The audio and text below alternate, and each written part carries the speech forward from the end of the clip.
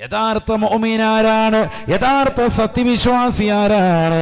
ഖുർആനിലൂടെ അല്ലാഹു ഓർമ്മപ്പെടുത്തുകയാണ്. അല്ലാഹ് എന്ന വാക്ക് തന്നെ കേൾക്കുമ്പോൾ, അല്ലാഹ് എന്ന വചനം തന്നെ കേൾക്കുമ്പോൾ ഹൃദയം നടുങ്ങുകയാണ്, ഹൃദയം വിറങ്ങലിക്കുന്നവനാണ്. റബ്ബ് അല്ലാഹു എന്ന് കേൾക്കുമ്പോൾ തന്നെ ഹൃദയം വല്ലാതെ വിറങ്ങലിക്കും. വിശുദ്ധമായ ഖുർആനിലൂടെ അല്ലാഹു ഓർമ്മപ്പെടുത്താൻ നമുക്ക് ആ ഒരു വിറങ്ങലിക്കൽ വന്നിട്ടില്ല എങ്കിൽ, അല്ലാഹ് കേൾക്കുമ്പോൾ ഒരു ഭയപ്പാടില്ല എങ്കിൽ നമ്മൾ മോശപ്പെട്ടവരാണ്. അല്ലാഹു നമ്മളെ കാക്കുമാറാവട്ടെ. നബീന റസൂലുള്ളാഹി സ്വല്ലല്ലാഹു അലൈഹി വസല്ലമ തങ്ങളുടെ പ്രിയപ്പെട്ട അനുയായി 5 വഖത്ത് നമസ്കാരങ്ങൾ ചിട്ടവച്ചിരുന്ന വ്യക്തിയാണ് ബഹുമാനപ്പെട്ടതാകുന്ന ഉമർ ഇബ്നുൽ ഖത്താബ് റളിയല്ലാഹു അൻഹുവിന്റെ കാലഘട്ടമായപ്പോഴും നമസ്കാരങ്ങൾ മുടക്കമില്ല. സ്വഹാബിയാണ്. ഒരു വഖത്ത് പോലും ജമാഅത്തുകൾ മുടക്കാത്തതാകുന്ന വ്യക്തിയാ. സുബ്ഹാനല്ലാഹ്.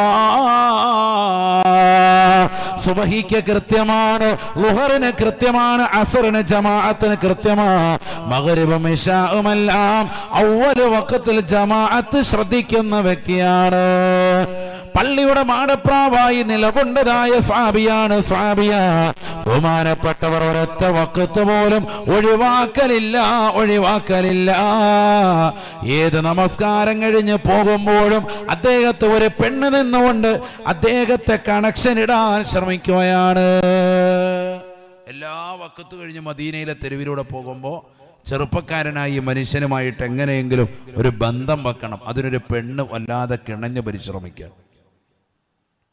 പെണ്ണൊരുമിട്ടാ പിന്നെ അങ്ങനെയാണല്ലോ, എല്ലാ ദിവസവും വന്ന് ആ വഴിയരികിൽ നിൽക്കും.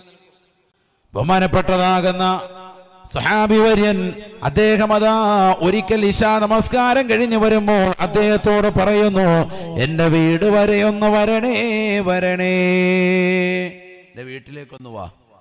അങ്ങനെ മഹാനവറുകൾ നിർബന്ധ നിമിത്തമായിട്ട് സൽക്കാരത്തിനാണെന്ന് പറഞ്ഞാണ് ക്ഷണിക്കുന്നത്. നിർബന്ധത്തിന് വഴങ്ങി വീട്ടിലേക്ക് ചെന്നു. ബഹുമാനപ്പെട്ടവരെ കടന്നു പിടിക്കാൻ വേണ്ടി ശ്രമിച്ചപ്പോ ബഹുമാനപ്പെട്ടവർ ഉടനെ തന്നെ ബോധരഹിതനായി വീഴുകയാണ്. ഇന്നല്ലദീന തഖൂ ഇദാ മസ്സഹും ത്വായിഫും മിനശ് ശൈത്വാനി തദക്കറൂ ഫഇദാ ഹും മുബ്സിറൂൻ.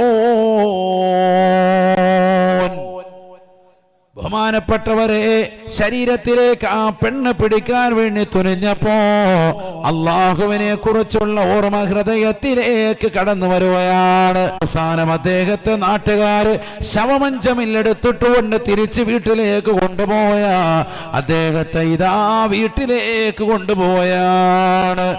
മയ്യത്ത് കട്ടിലിട്ടുകൊണ്ടാണ് കൊണ്ടുപോകുന്നത്.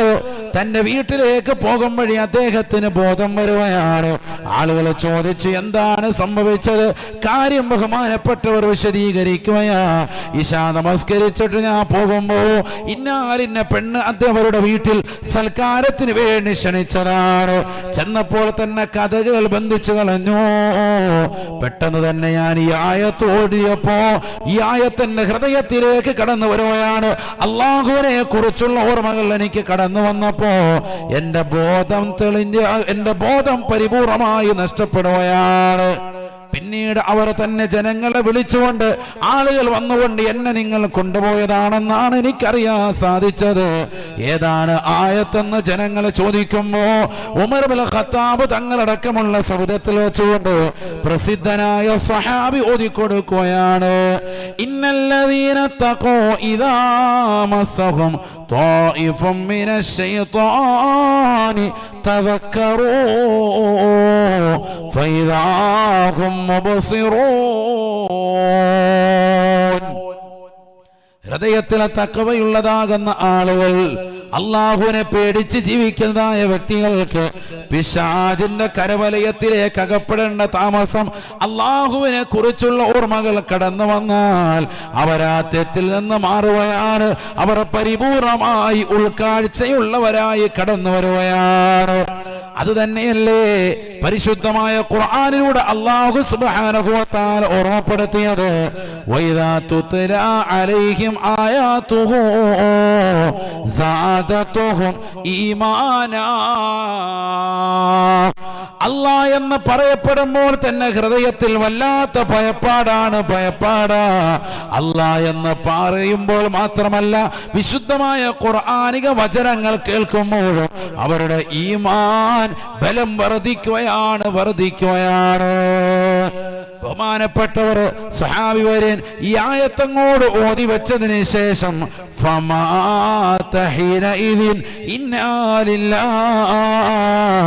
ഉമർ ഇബ്നുൽ ഖത്താബ് തങ്ങളടക്കമുള്ള സ്വഹാബത്തിന്റെ ഇടയിൽ വെച്ചുകൊണ്ട് ഈ ആയത്തോതിക്കൊണ്ട് മരണം വരിക്കുകയാണ്.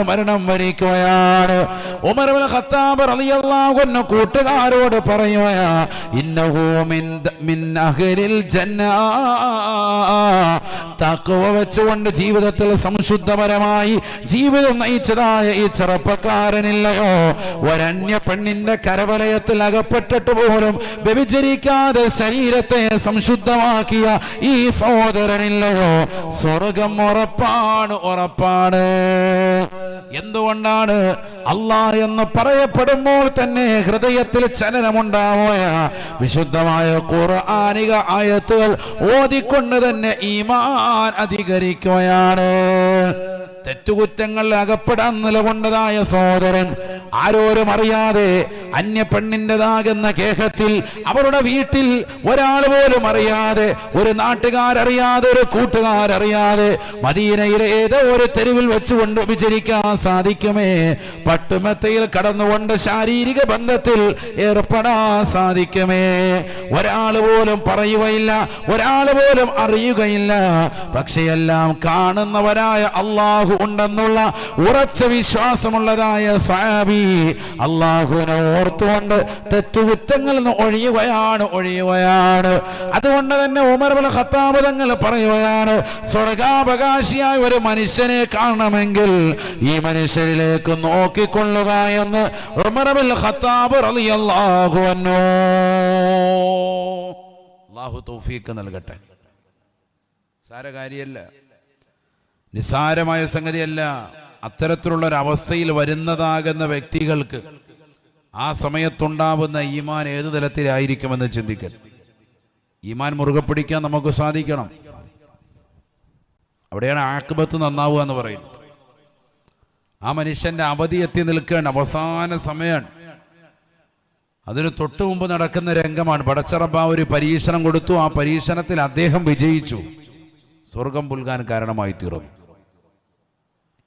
അള്ളാഹു മനസ്സിലാക്കാൻ തൗഫീഖ് നൽകട്ടെ. നമ്മുടെ ഈമാൻ അള്ളാഹു വർദ്ധിപ്പിക്കുമാറാവട്ടെ. അപ്പം ഈമാൻ അധികരിക്കണം നമുക്ക്.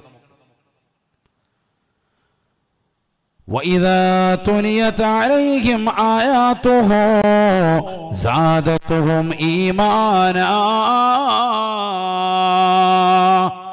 യഥാർത്ഥ മുഅ്മിനാകണമെങ്കിൽ അല്ലാ എന്ന് പറയുമ്പോൾ പിന്നെ ഹൃദയം നടുങ്ങണം.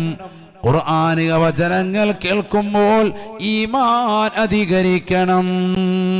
തീർന്നില്ല. വഅലാ റബ്ബിഹിം യതവക്കലൂൻ. ഈ ലോകത്തിന്റെ തമ്പുരാനായ ജഗന്നിയന്താവായ പരിപാലകനാകുന്ന പടച്ച റബ്ബിന്റെ സമക്ഷം സർവ്വതും സമർപ്പിക്കുന്നവനാണ് മുഅ്മിനെന്ന് വിശുദ്ധമായ ഖുർആൻ. സാമ്പത്തികമായ പരാധീനതകൾ ഉണ്ടായാലും, ശാരീരികപരമായ വിഷമങ്ങൾ പ്രയാസങ്ങൾ ഉണ്ടായാലും, കുടുംബജീവിതം താറുമാറായാലും, എന്ത് വിഷയമുണ്ടായാലും അള്ളാഹുവിലേക്ക് തവക്കുലാക്കുന്ന ഉമ്മയുണ്ടോ? അള്ളാഹുവിലേക്ക് പരമേൽപ്പിക്കുന്നതായ ഉപ്പയുണ്ടോ? യഥാർത്ഥ മുഅ്മിനാണ്, മുഅ്മിനത്താണ്. അവരാണ് യഥാർത്ഥ മുഅ്മിൻ. എന്ത് വിഷയം വന്നാലും കുലുക്കമില്ല. ഒക്കെ റബ്ബിന്റെ ഭാഗത്തു നിന്നാണ്. ഞങ്ങൾ സഹിക്കാൻ റെഡിയാണ്, ക്ഷമിക്കാൻ റെഡിയാണ്. അതാണ് യഥാർത്ഥ മുഅ്മിൻ. മുഅ്മിൻ എന്ന് പറഞ്ഞാൽ ആരാണെന്നാണ് ഈ പഠിക്കുന്നത് കേട്ടോ. മുഅ്മിൻ എന്ന് പറഞ്ഞാൽ ഇപ്പം 3 കാര്യങ്ങൾ പറഞ്ഞു. ഒന്ന്, അല്ലാഹ് എന്ന് കേൾക്കുമ്പോൾ ഹൃദയം നടുങ്ങണം. അത് കിട്ടാനും വരുത്താനും വേണ്ടിയിട്ടാണ് നമ്മൾ ലാ ഇലാഹ ഇല്ലല്ലാഹ് എന്ന ദിക്ർ അധികരിപ്പിക്കുന്നത്. നേരത്തെ ഇവിടെ സൂചിപ്പിച്ചില്ലേ, അത്തിബത്ത് ഉസ്താദിന്റെ വഫാത്തിന്റെ സമയം 2 മണിക്കൂറോളം തുടരെ ലാ ഇലാഹ ഇല്ലല്ലാഹ് എന്ന് ചെല്ലുന്നത് ഞാൻ കണ്ടു എന്ന് സാക്ഷ്യപ്പെടുത്തിയില്ലേ? നമ്മുടെ കൺമുന്നിൽ ജീവിച്ച മഹാനുഭാവൻ, സംശുദ്ധപരമായി ജീവിച്ച വ്യക്തിത്വം. ഒരു കറാഹത്ത് പോലും ചെയ്യാതെ പരിപൂർണമായി ശ്രദ്ധ ചെലുത്തിയ വ്യക്തിത്വം, എല്ലാ തിരുസുന്നത്തുകളും ജീവിതത്തിൽ കൊണ്ടുവരാൻ പരിപൂർണമായി ശ്രദ്ധിച്ച വ്യക്തിത്വം. നമ്മുടെ കൺമുന്നിൽ നിന്ന് ഈ അടുത്തിടെ മരണപ്പെട്ടു പോയവർ അള്ളാഹുവരുടെ ദറജ ഉയർത്തുമാറാവട്ടെ. നമ്മൾ 1000 കൊല്ലം മുമ്പുള്ള മൊഹീദ്ദീൻ ശൈഖ് റളിയല്ലാഹുവിനെ കുറിച്ചല്ല ഈ പറയുന്നത്. നമ്മുടെ കൺമുന്നിൽ തന്നെ സംശുദ്ധ ജീവിതം നയിച്ച് ഈ അടുത്തിടെ വഫാത്തായി പോയവരെ കുറിച്ചാണ് പറയുന്നത്. അപ്പോൾ അവരെത്രത്തോളം ഉന്നതിയുള്ള ആളുകളാണ്. അള്ളാഹു അവരുടെയൊക്കെ ദറജ ഉയർത്തുമാറാവട്ടെ. മനസ്സിലാക്കണം, അവരൊക്കെ ഉന്നതമായ തലത്തിലേക്ക് എത്താനുള്ള കാരണം എന്തുകൊണ്ടാണ്? ശ്രേഷ്ഠമായ ദിക്റുകൾ, അല്ലാഹ് എന്ന നാമങ്ങൾ ഉൾക്കൊള്ളുന്ന ദിക്റുകളെ ശരിക്കും ശ്രദ്ധിച്ചു അവർ. ബഹുമാനപ്പെട്ടതാകുന്ന അലി റളിയല്ലാഹുവിന് ഒരിക്കൽ മുത്തുനബി സല്ലല്ലാഹു അലൈഹി വസല്ലമ തങ്ങളുടെ അടുക്കൽ വന്നിട്ട് നബിയോട് ചോദിക്കുന്നുണ്ട്, നബിയെ, എനിക്ക് ഒരു ഖാസായ പ്രത്യേകമായും എനിക്കൊരു അമൽ തങ്ങൾ പറഞ്ഞു തരണം. മരുമകനാണ് ആര്? അലി റളിയല്ലാഹു അൻഹു. എല്ലാ അറിവുകളുടെയും പൂന്തോട്ടം ഞാനാണ് എങ്കിൽ ആ അറിവിൻ്റെതാകുന്ന കവാടം, അതിലേക്കുള്ള പൂന്തോട്ടത്തിലേക്കുള്ള കവാടമാണ് അലി എന്ന് സയ്യിദുനാ റസൂലുള്ളാഹി സ്വല്ലല്ലാഹു അലൈഹി വസല്ലം. അന മദീനത്തുൽ ഇൽമി വ അലിയുൻ ബാബുഹാ ശഫീഉനാ റസൂലുള്ളാഹി.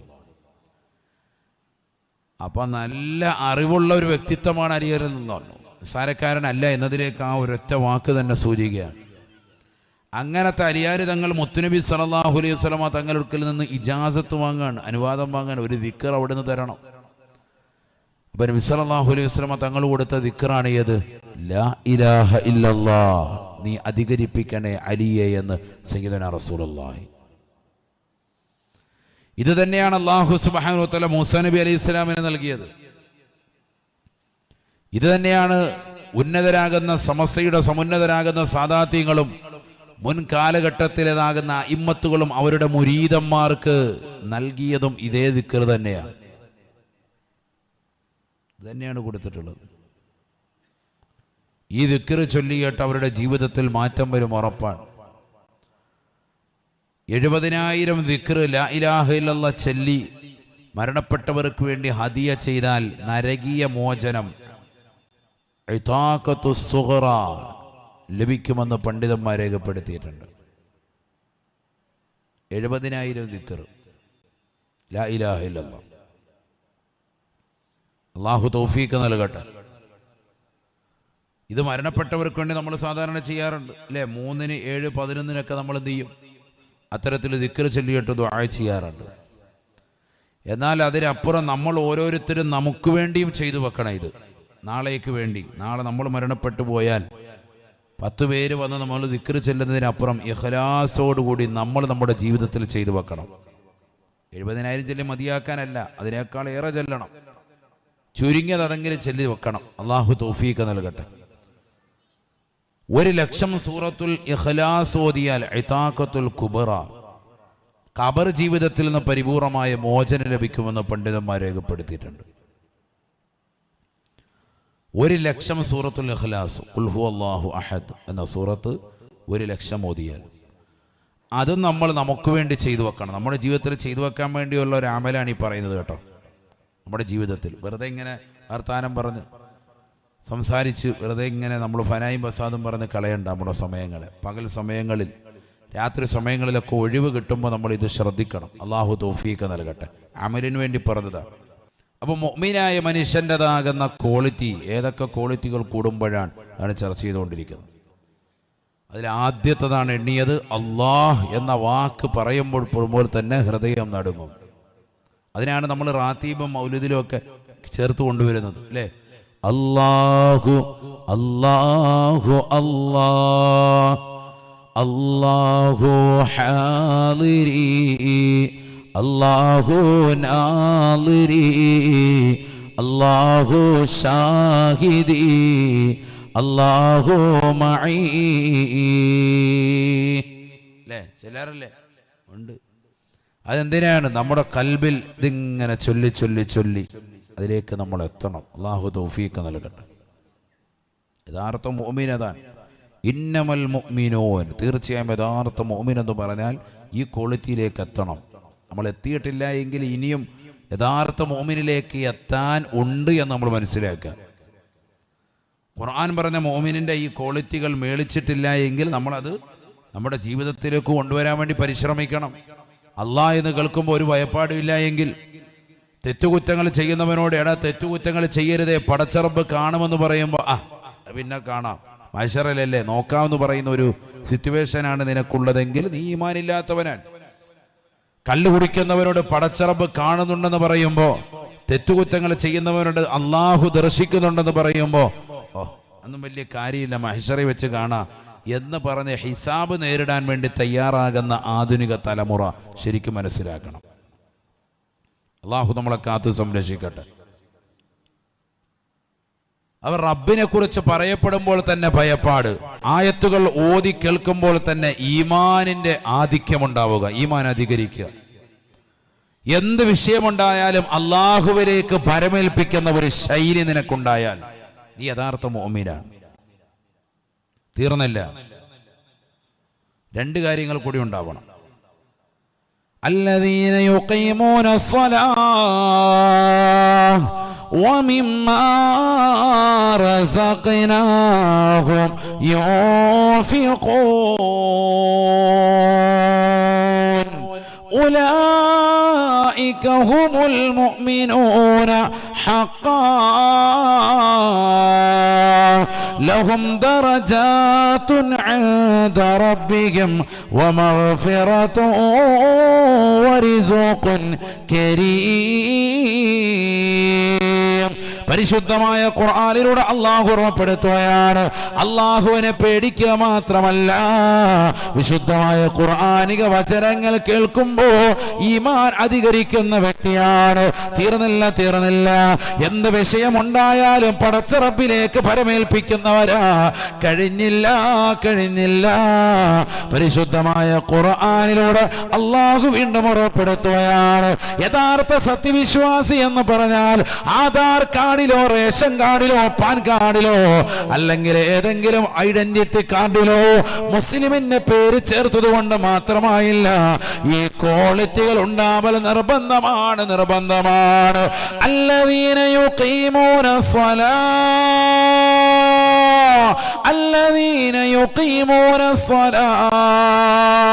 നമസ്കാരങ്ങൾ ചിട്ടവെക്കുന്നവരാകണേ.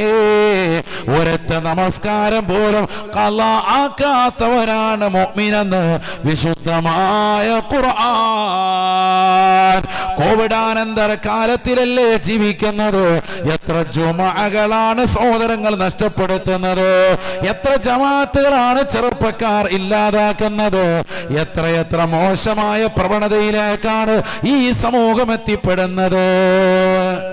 من ترك ثلاث جمع بغير عذر طبع الله في قلبه. അകാരണമായി 3 ജുമഅകൾ ആരൊരുവൻ ഒഴിവാക്കിയോ അവന്റെ ഹൃദയത്തിൽ അല്ലാഹു കുഫ്രിയത്തിന്റെ സീൽ വെക്കുമേ എന്ന് നബിയുനാ റസൂലുള്ളാഹി. മനസ്സിലാക്കേണ്ട പാഠമാണ്.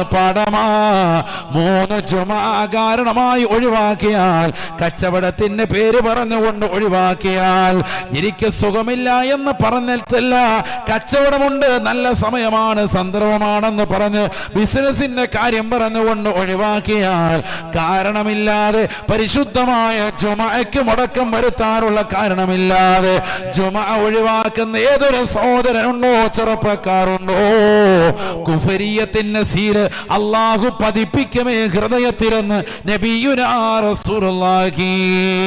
എത്ര കച്ചവടക്കാരാണ് ജുമഅയെ നഷ്ടപ്പെടുത്തുന്നവരില്ലേ, ജമാഅത്ത് ശ്രദ്ധിക്കാത്ത ചെറുപ്പക്കാരില്ലേ.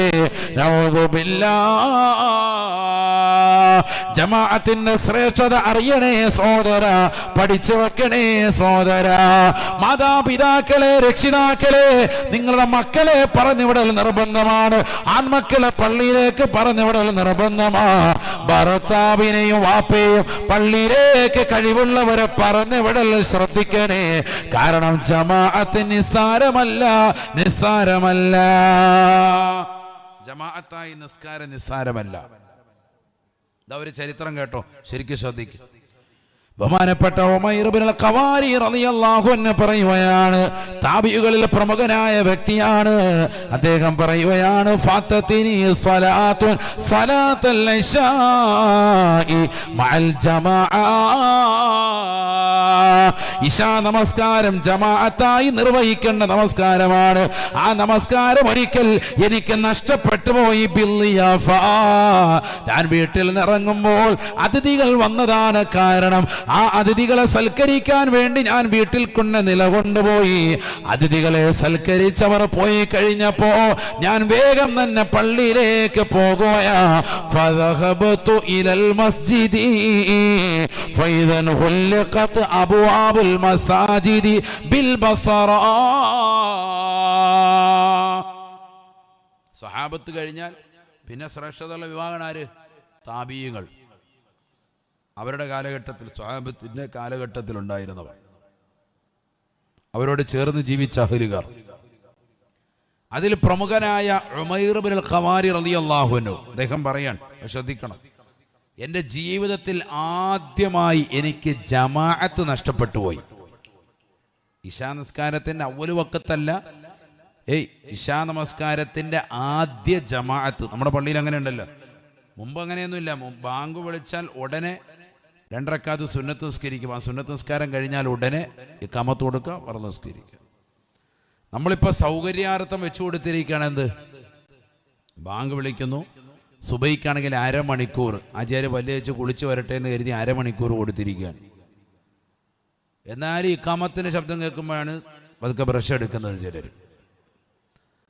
അതുപോലെ ലുഹറും അസറും മറ്റു വക്കത്തുകൾക്ക് മഗ്രിബ് മാത്രം വേഗം നിസ്കരിക്കും അല്ലേ? ഇശാ ഈ ബാക്കിയുള്ള 3 വക്കത്തുകൾക്കൊക്കെ ഒരു 15 മിനിറ്റ്, അങ്ങനെയല്ലേ ഇവിടെ?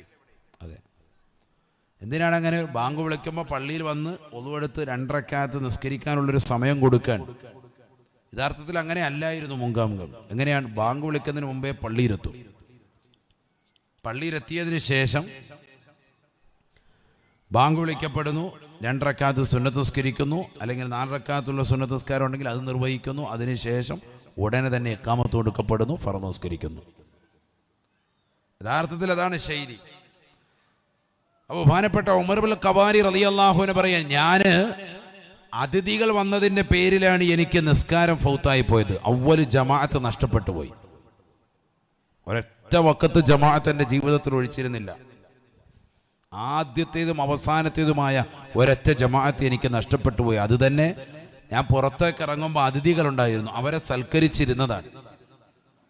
ബാങ്ക് വിളിച്ചു, സുന്നത്ത് നിസ്കരിച്ചു, പള്ളിയിൽ ജമാഅത്ത് നിർവഹിച്ചു. ഞാൻ വേഗം തന്നെ ഇവിടെ നിന്നെല്ലാം ഒഴിവാക്കിയിട്ട് വേഗം അവരെ പറഞ്ഞെല്ലാം സെറ്റാക്കി പെട്ടെന്ന് തന്നെ പള്ളിയിലോട്ട് പോയി. ഇത് സുന്നത്തായ ഒരു അമലാണല്ലോ. മുത്തുനബിയുടെ ഒരു അമൽപ്പെട്ടതാണിത്, അതിഥി സൽക്കാരം. വലിയ കൂലി കിട്ടുന്ന പ്രതിഫലമാണ്. അതുകൊണ്ട് തന്നെ നേരെ പള്ളിയിലേക്ക് തന്നെ പോവാണ്. അത് തന്നെ ചിന്തിക്കണം. ബാങ്ക് വിളിച്ച് നിസ്കരിച്ച് കഴിഞ്ഞ് സാധാരണ പള്ളിയിലാണ്, ഇപ്പോൾ പള്ളി ജമാഅത്ത് കഴിഞ്ഞിട്ടുണ്ട്, നമുക്ക് സമയം അറിയാമല്ലോ, എന്നാൽ ഇനി പള്ളി പോകണ്ട, ഇവിടെ നിസ്കരിക്കാം, നമ്മളങ്ങനെ ചെയ്യല്. അപ്പോഴും അദ്ദേഹം അങ്ങനെയല്ല, പള്ളിയിൽ നിസ്കരിക്കുന്നതിൻ്റെ മഹത്വം വേറെയാണ്. അതുകൊണ്ട് ഫദഹബതു ഇലൽ മസ്ജിദി ഫഇദൻ ഉൽഖത് അബ്വാബുൽ മസാജിദി ബിൽ ബസറ. പട്ടണത്തിലുള്ള എല്ലാ പള്ളിയും പൂട്ടപ്പെട്ടിട്ടുണ്ട്. ഞാൻ പല പള്ളിയിലും പോയെന്നർത്ഥം. അപ്പോൾ അദ്ദേഹത്തിൻ്റെ വാക്ക് തന്നെയാണ് ഞാനീ പറയുന്നത്. ഞാൻ എല്ലാ പള്ളികളിലും പോയി നോക്കി, അതൊക്കെ അടച്ചിട്ടുണ്ട്. പല പള്ളികളിലും പോയി നോക്കി. അപ്പം ഇനി രക്ഷയില്ല. ഫറജഅതു ഇലാ ബൈതി, ഞാൻ എൻ്റെ വീട്ടിലേക്ക് തന്നെ മടങ്ങി. അദ്ദേഹം പറയാൻ, ശരിക്കും ശ്രദ്ധിക്കണേ, എന്തിനാ പോകുന്നത്? ജമാഅത്തായി നിസ്കരിക്കാൻ പോയാണ്. പള്ളിയിൽ നിസ്കാരം കഴിഞ്ഞിട്ടുണ്ട്, പള്ളി അടച്ച് പൂട്ടിയിട്ട് എല്ലാവരും പോയിട്ടുണ്ട്. ഫറജഅതു ഇലാ ബൈതി, ഉമൈർ ഇബ്നുൽ ഖവാരി റളിയല്ലാഹു അൻഹു പറയുകയാണ്, ഞാൻ എൻ്റെ വീട്ടിലേക്ക് തന്നെ മടങ്ങി. ഫതവല്ലഉതു അഹ്സനൽ വുളൂഇ, നല്ല വൃത്തിയായി കൃത്യമായി ഞാൻ വുളൂ ചെയ്തു. ഫഖുംതു ഇലൽ മുസല്ലാ, ഖിബ്ല നിർണയിച്ച് നിസ്കരിക്കാൻ മുസല്ല വിരിച്ച് ഞാൻ നിസ്കരിക്കാൻ നിന്നു. ഫദകർതു ഖൗല റസൂലില്ലാഹി സ്വല്ലല്ലാഹു അലൈഹി വസല്ലം, ആദരവായ റസൂലുള്ളാഹി സ്വല്ലല്ലാഹു അലൈഹി വസല്ലം തങ്ങളുടെ ഒരു ഹദീസ്, ആ പ്രവാചകർ ഒരു വചനം എൻ്റെ ഹൃദയത്തിലേക്ക് കടന്നു വന്നു. ഞാൻ ഓർത്തുപോയി, അന്ന സലാത്തൽ ജമാഅ അഫ്ളലു മിൻ സലാത്തിൻ ബി27 ദറജ അന്ന സലാത്തൽ ജമാഅ അഫ്ളലു മിൻ സലാത്തിൻ ബി20 ദറജ. തീർച്ചയായും ജമാഅത്തായ നമസ്കാരം ഒറ്റയ്ക്ക് നമസ്കരിക്കുന്നതിനേക്കാൾ 27 ഇരട്ടി പ്രതിഫലം ലഭിക്കുന്നതാണല്ലോ. എനിക്കത് നഷ്ടപ്പെട്ടു പോയല്ലോ എന്ന് ഞാൻ ചിന്തിച്ചു പോയി. റസൂലുള്ളാഹിയുടെ വാക്കാണ്.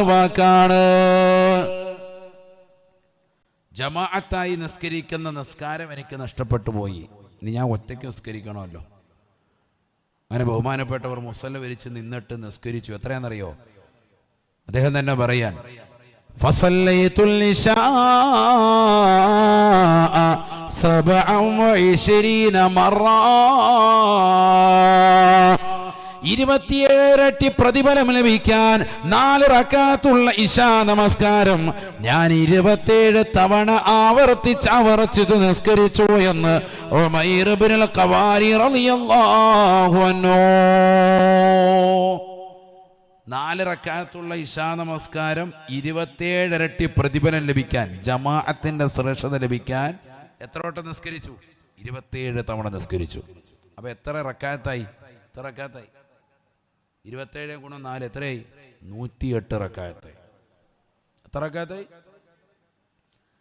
തറാവീഹ് 20 നിസ്കരിക്കാൻ വയ്യാത്ത കൗമിനോടാണ് ഇപ്പൊ ഇത് പറയുന്നത്. അതെവിടെയെങ്കിലും ഹിഫ്ള് ഉസ്താദ് ഉണ്ട്, അവിടെ ഖുർആൻ ഒരു ജുസ് തീർക്കുമെന്ന് മനസ്സിലാക്കിയിട്ടുണ്ടെങ്കിൽ ആ ജമാഅത്ത് താമസിക്കുന്നവൻ സ്കൂട്ടർ വണ്ടി സ്റ്റാർട്ടാക്കിയിട്ട് അപ്പർ ലൈനിൽ എവിടെ പോയി കരിക്കും? പുത്തനങ്ങാടിയിൽ വല്ല ആരെങ്കിലും അലന്തര മുതൽ താഴോട്ട് പോകുന്നുണ്ടെങ്കിൽ അവിടെ പോയി കൂടും. അത് തന്നെ 4 റക്അത്ത് കഴിഞ്ഞിട്ടാണ് അവിടെ ചെല്ലുന്നത്. എന്നിട്ട് പിന്നെ തൊണ്ടയൊക്കെ അനക്കി ഒന്ന് തുപ്പി ഒതുവെടുത്ത് അകത്ത് വന്നിട്ട് നിൽക്കരിക്കുമ്പോൾ 8ാമത്തെ റക്അത്തായി. പിന്നെ ഒരു 4 റക്അത്തും കഴിഞ്ഞ് 12 ആകുമ്പോൾ വീണ്ടും ഒരു തുപ്പാൻ പോക്കുണ്ട് വെളിയിലോട്ട്. ആ പോക്കും കഴിഞ്ഞ് പിന്നെ ഒന്ന് മൂത്രമൊക്കെ ഒഴിച്ച് ഒതുവെടുത്ത് പിന്നെ കയറി വരുമ്പോൾ വിത്തറായി.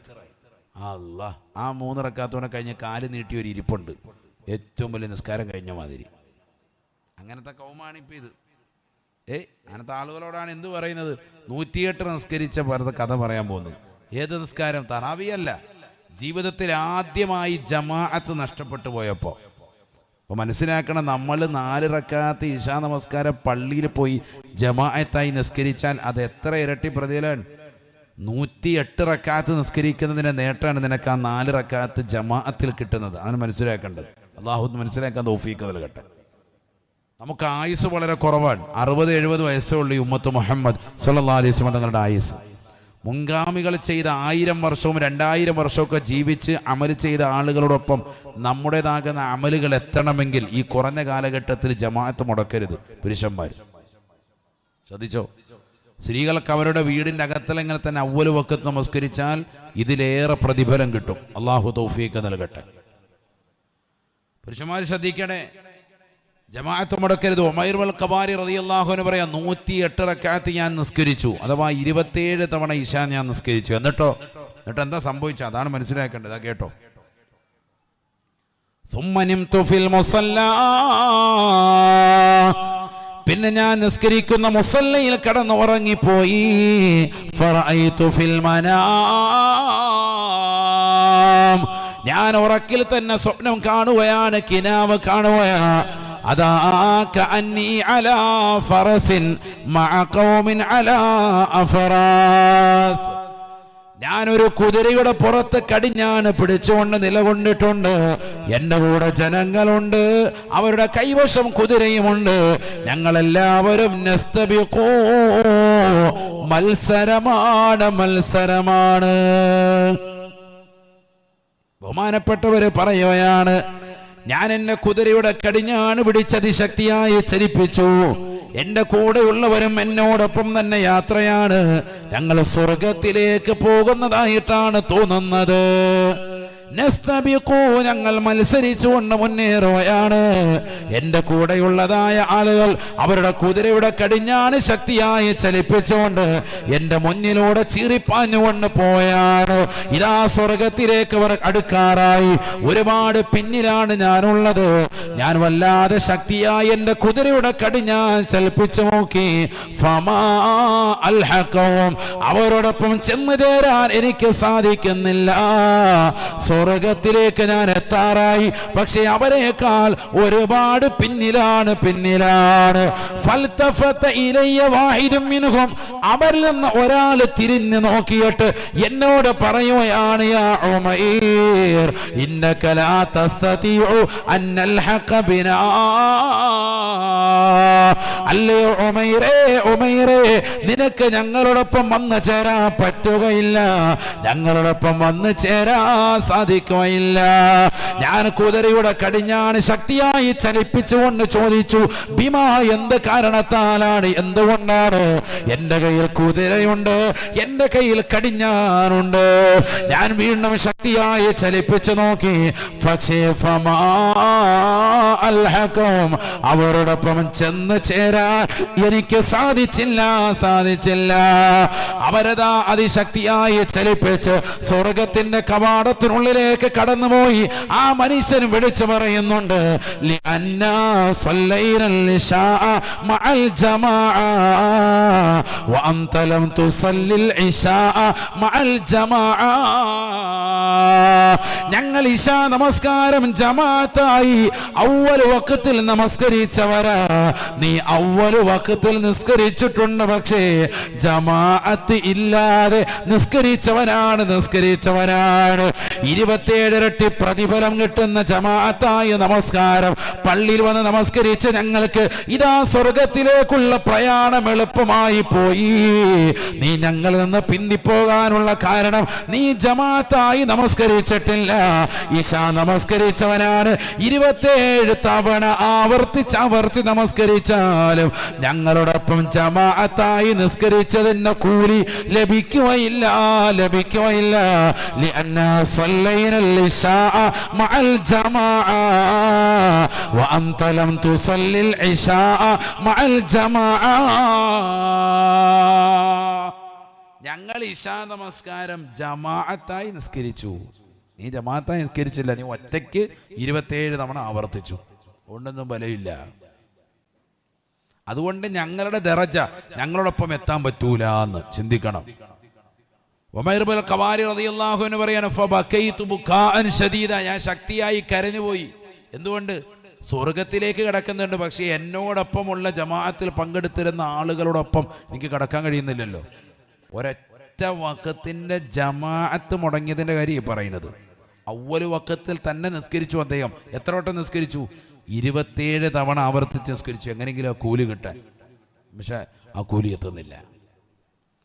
അതാണ് ജമാഅത്തായ നിസ്കാരത്തിന്റെ കാര്യമെന്ന് പറയുന്നത്. നിസ്കാരം എന്ന് പറഞ്ഞാൽ നിസ്കാരമല്ല. അത്തിപ്പറ്റ ഉസ്താദിനെ മറ്റുള്ള ഔലിയാക്കളിൽ നിന്ന് വ്യതിരക്തമാക്കുന്നതും അത് തന്നെയല്ലയോ. ഒരൊറ്റ നമസ്കാരം ജീവിതത്തിൽ ഒഴിവാക്കിയിട്ടേ ഇല്ല. ഒരുപാട് സ്ഥലങ്ങൾ യാത്ര ചെയ്തവരാണ്, പല രാജ്യങ്ങളും സന്ദർശിച്ചവരാണ്. പക്ഷെ ഒരൊറ്റ വഖത്ത് പോലും അവിടുത്തെ ജീവിതത്തിൽ ഖളാ ആയിട്ടില്ല. ശ്രദ്ധാലുവാണ്. മനസ്സിലാക്കണം. നമ്മൾ അവരുടെ ഇങ്ങനെ പറഞ്ഞിട്ട് അതൊക്കെ പോയിട്ട് സുബയ്യാകാറായി കാരം വെച്ചോണ്ടിരിക്കുക. അള്ളാഹു നമ്മളെ കാക്കുമാറാവട്ടെ. പിന്നെ അങ്ങനെ നമ്മൾ നന്നാവും. നമ്മൾ അവരുടേതാകുന്ന സഞ്ചാരപാതകൾ നമ്മളും പിന്തുടരണ്ടേ?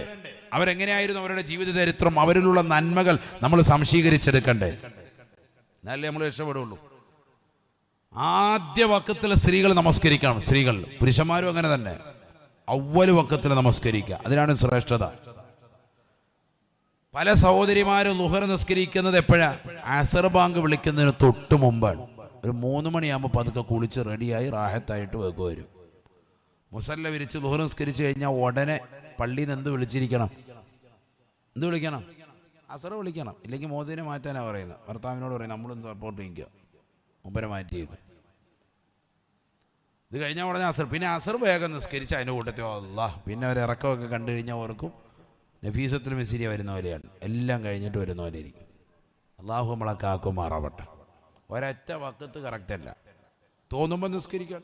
ഉറക്കത്തിൽ നിന്ന് എഴുന്നേറ്റ് എല്ലാം കഴിഞ്ഞ് ജോലിയൊക്കെ കഴിഞ്ഞിട്ട് ചിലർ ളുഹർ നിസ്കരിക്കുന്നത് സുബഹി നിസ്കരിക്കുന്നത് ളുഹറിൻ്റെ കൂടെ, ളുഹർ നിസ്കരിക്കുന്നത് അസറിൻ്റെ കൂടെ, ഇങ്ങനെയൊക്കെ ഒരു കാട്ടിക്കൂട്ടൽ വരാൻ പാടില്ല. ബാങ്ക് വിളിച്ച ശുദ്ധിയുണ്ട് വേഗം തന്നെ അവ്വൽ വക്കത്തിലാ നമസ്കാരം നിർവഹിച്ചിരിക്കണം. അങ്ങനെ നിസ്കരിച്ചാൽ കിട്ടുന്ന നേട്ടം എന്താ? കേട്ട ഒരു ഹദീസ്, قال رسول الله صلى الله عليه وسلم إذا صلى العبد في أول وقتها صعدت إلى السماء حتى انتهى إلى العرش فيدعو له عند الله سبحانه حفظك الله كما حفظتني. നബിയന റസൂലുള്ളാഹി സ്വല്ലല്ലാഹു അലൈഹി വസല്ലമ തങ്ങൾ പറയുകയാണ്, നമസ്കാരം അവ്വൽ വഖത്തിൽ നീ നിർവഹിച്ചാൽ നിന്റെ നമസ്കാരം അല്ലാഹുവിന്റെ ദർബാറിലേക്ക് ആ നമസ്കാരം തന്നെ ഓട്ടോമാറ്റിക്കായി കയറുകയാണ്.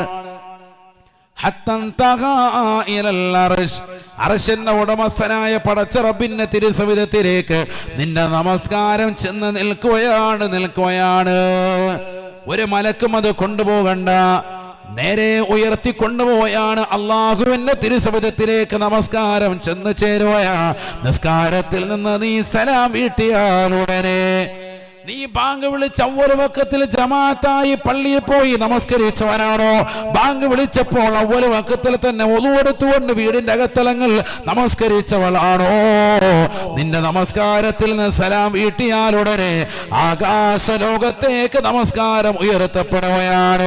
7 ആകാശങ്ങൾക്കപ്പുറം ആലമുൽ ജബറൂത്തും മലക്കൂത്തും നാസൂത്തും കഴിഞ്ഞ് അള്ളാഹുവിന്റെ അർശിന്റെ സവിധത്തിലെത്തിക്കൊണ്ട് നിനക്ക് വേണ്ടി ദുആ ചെയ്യുകയാണ്.